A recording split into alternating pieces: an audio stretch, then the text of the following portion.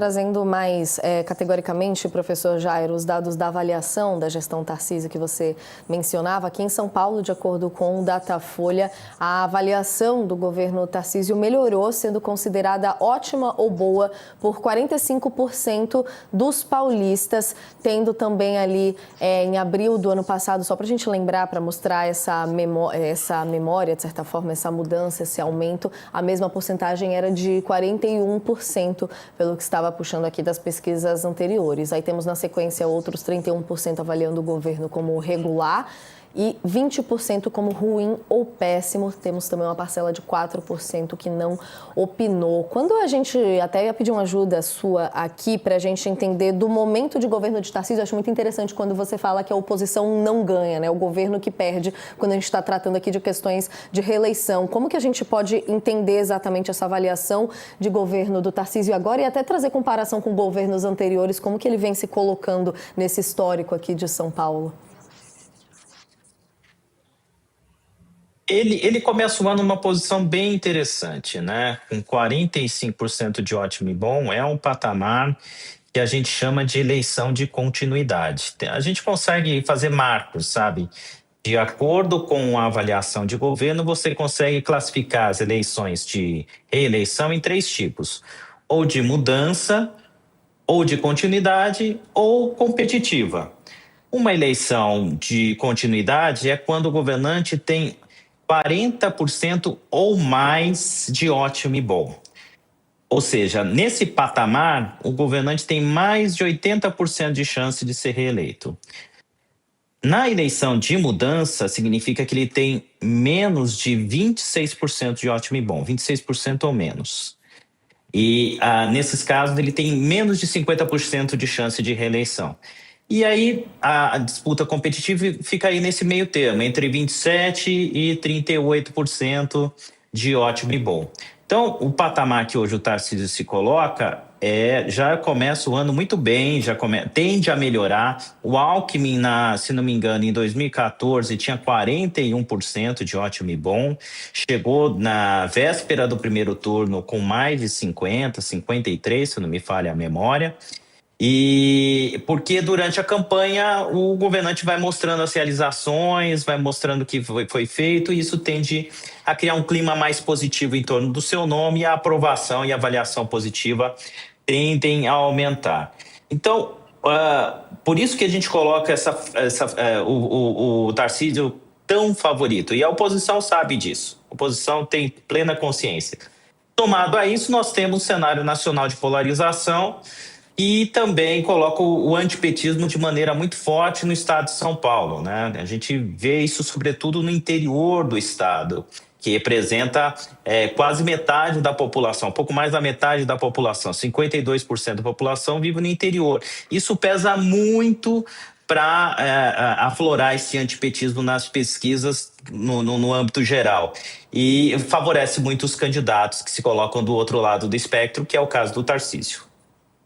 E até para a gente ir avançando aqui um pouco na conversa, professor, queria trazer outro ponto importante que o levantamento trouxe também, que é um pouco sobre a associação que o eleitor faz entre Tarcísio e o ex-presidente Jair Bolsonaro. Teve aqui 69% dos entrevistados identificando o governador como um aliado do ex-presidente. Aí fica até um pouco curioso que a gente vê 10% afirmando que ele é aliado do presidente Lula, e 1% de que ele é aliado dos dois, 3% que ele não é aliado de nenhum dos dois e outros 17% que não souberam responder. Acho até importante a gente explicar um pouco cada um desses recortes aqui da pesquisa para entender essa questão das alianças, mas queria uma análise sua nesse sentido também, entendermos como a disputa nacional, como toda a repercussão em torno do apoio ou não de Flávio, Tarcísio tendo ficado tanto tempo esquentando a cadeira do debate nacional, como que a gente está de momento agora com essas alianças do próprio Tarcísio, professor Fábio? Vamos lá. O que esse dado sinaliza é a forte associação, de fato, do Tarcísio com o Bolsonaro, até porque, vamos lembrar, basicamente, apesar do Tarcísio ter ocupado um cargo de segundo escalão durante o governo Dilma, ele efetivamente, por ter sido ministro, e ministro importante de Bolsonaro, e ter sido escolhido por Bolsonaro para representá-lo, para ser o candidato do governo no estado com maior número de votos, essa associação é muito forte. Essa um pouco além, né? Eu lembro que participando desse, peço desculpas e peço licença, mas participando desse mesmo TV UOL num domingo, dia 7 de dezembro de 2025, um dia após o Jair Bolsonaro indicar o filho dele, a repercussão de toda a imprensa e de parte da ciência política era: não, o Flávio é um candidato tampão. E eu, nesse mesmo canal, falei: não é um candidato tampão. Não é porque o Bolsonaro, quando indica um filho, uma barreira para os demais atores do sistema fazerem livre indicação, e outra, aumenta significativamente o custo de o candidato que era desejado por parte da direita, sobretudo os setores mais ligados à economia, terem o Tarcísio como candidato, o custo seria muito alto. E qual o custo muito alto? De brigar com quem o indicou, né? Então, eu acho que esse é um dado central. Sobre a associação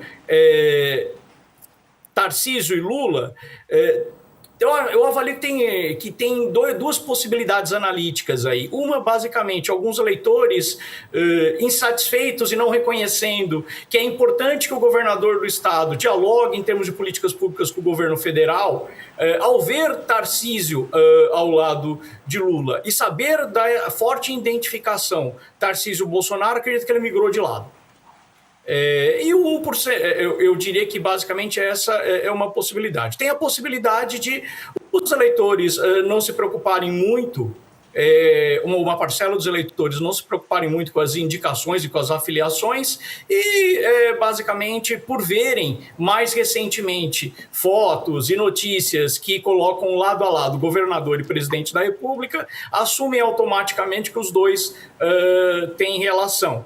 E essa lógica eu acho que ajuda a explicar muito o percentual de eleitores que diz que Tarcísio não é aliado a nenhum dos dois ou aos dois.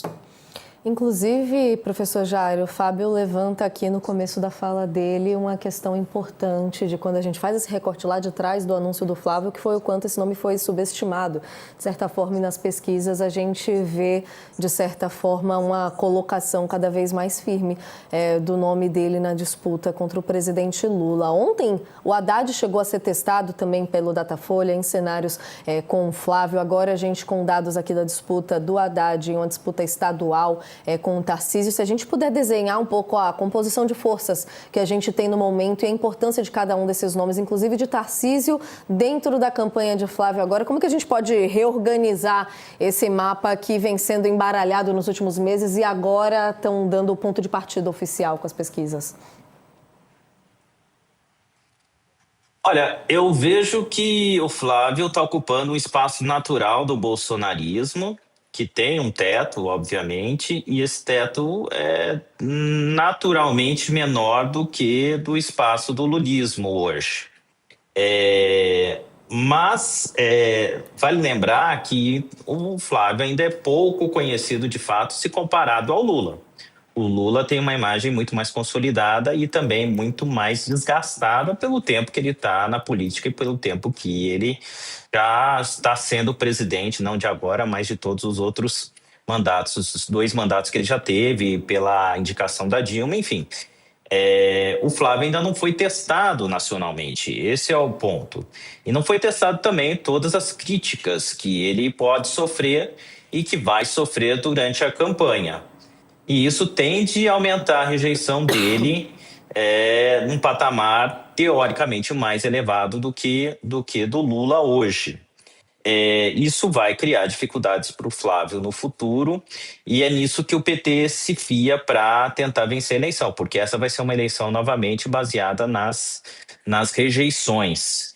E o Tarcísio, nesse processo todo, vai naturalmente ficar próximo ao Flávio. Quando as pessoas falavam que o Flávio era subestimado ou que não era um candidato forte, acho que tinha muito mais o desejo de ver o Tarcísio como candidato do que propriamente uma negação do Flávio.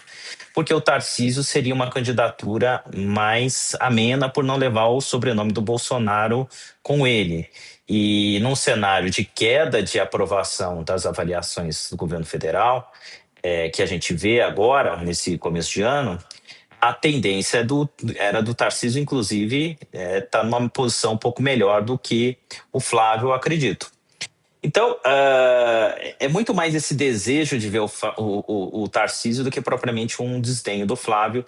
Na minha opinião, ele é um candidato competitivo por conta do bolsonarismo, mas que ainda não está sofrendo as críticas, porque a situação, no caso o PT, sabe que se começar a bater agora é muito cedo e que a tendência é que o Tarcísio seja reencaminhado à disputa do cargo da presidente se o Flávio cair nas intenções de voto. Então, está se dando corda, a estratégia do PTS está se dando corda, deixando o Flávio aparecer, para que depois de 4 de abril, que é quando não pode mais haver a descompatibilização do cargo para a disputa eleitoral desse ano, a gente começa a ter um ataque mais severo em torno da figura do Flávio para descredenciá-lo, e aí a campanha começa mesmo com um teor mais negativo.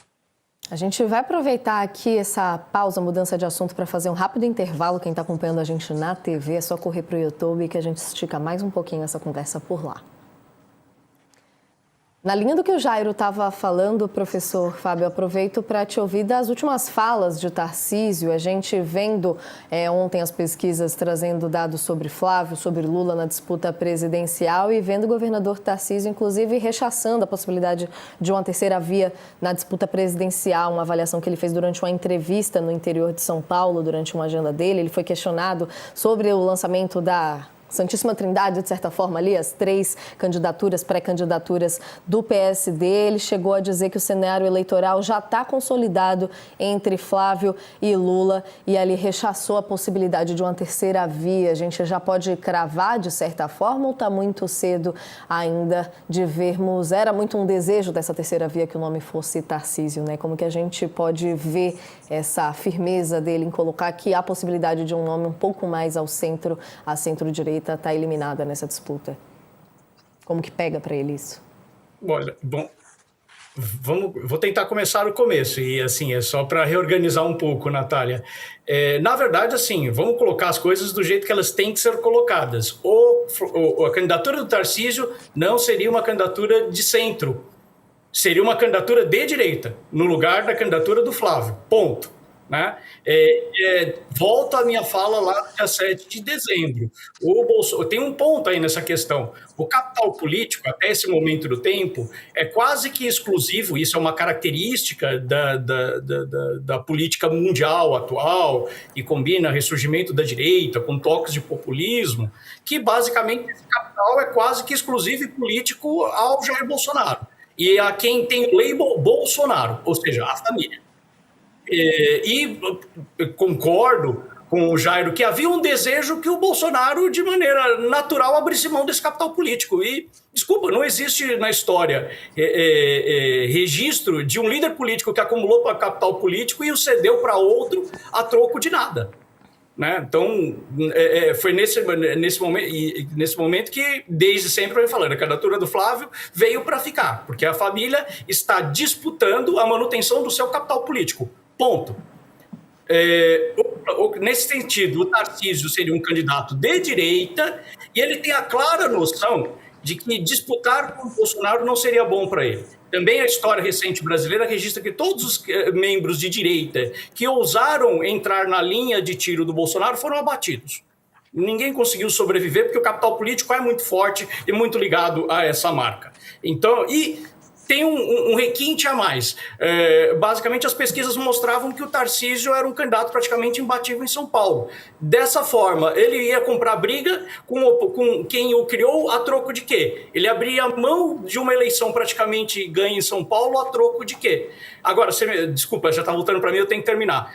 Centro existe. O Kassab pode construir? Pode, mas o Kassab tem que estar claramente consciente do seguinte: construir uma candidatura de centro nesse momento do tempo implica em arrumar briga com a esquerda barra governo e arrumar briga com a direita barra bolsonarismo. É isso. A candidatura de centro não vai ser construída como uma alternativa de meio que vai unificar. Não existe. Nesse momento do tempo, dado o fenômeno da polarização, que não é só nacional, é mundial, quem quiser se colocar ao centro tem de estar preparado para apanhar das duas pontas. E vai ser um trabalho que não vai colher resultados em curtíssimo prazo.